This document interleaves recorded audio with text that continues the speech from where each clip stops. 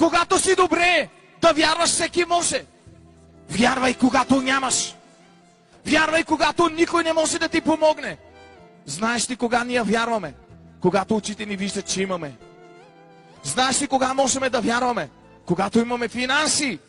Знаеш ли кога вярваме? Когато децата са ни добре и казваме дела на най-никой сартуте. Но чуй, праведния, знаеш ли как живее? Чрез вяра.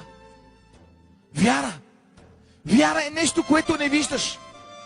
Аз, когато бях болен, не виждах как можеше Бог да ме изцели. Моите плътски очи не виждаха как мога да бъда изцелен. Но чуй ме, моята вяра в мен говореше, че аз ще бъда изцелен. Искам днес да ти кажа, вярвай! Вярвай в Синът на живия Бог. Онзи, който слезна от небето и умря на кръста за теб и мен. Той не прави разлика, както ние правиме разлика. Господ обича бедните. Господ обича богатите. Господ обича учените. Господ обича простите. Господ обича черните. Господ обича белите. Бог е за всички. Бог дойде до толкова. Защото Бог до толкова възлюби света, че даде живота на сина си, за да не погине нито един от нас. Кажи амин. Слушай какво се казва. С вяра Ной, предупреден от Бога за неща, които още не се виждаха, подбуден от страхопочитание, направи ковчег за спасение на дома си, чрез която вяра той осъди света и стана наследник на правда, която е чрез вяра. Знаете ли какво направи Господ?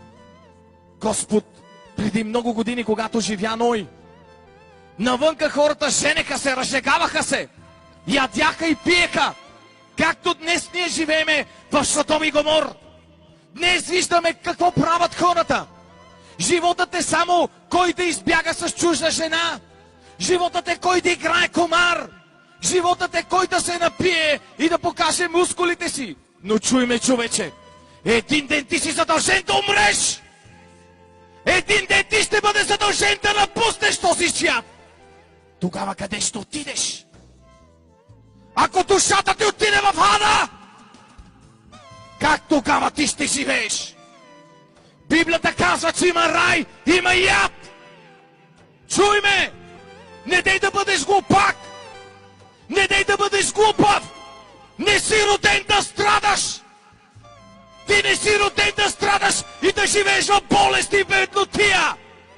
Но ти си роден да живееш и да разказва за делата на Бога! Ти не си роден за да отидеш в ада! Но днес ти избираш пътя ти.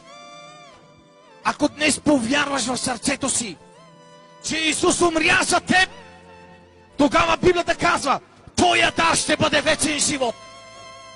Но ако ти не повярваш, ти ще бъдеш осъден. И някой, който не вярва, ще отиде на място, което се нарича ад. А там е плач и скърчане със зъби. Тогава човека, който отиде в ада, ще иска да умре, но няма да може да умре. Болка. Огън, който гори. Огън, който не спира. Червей, който не умира.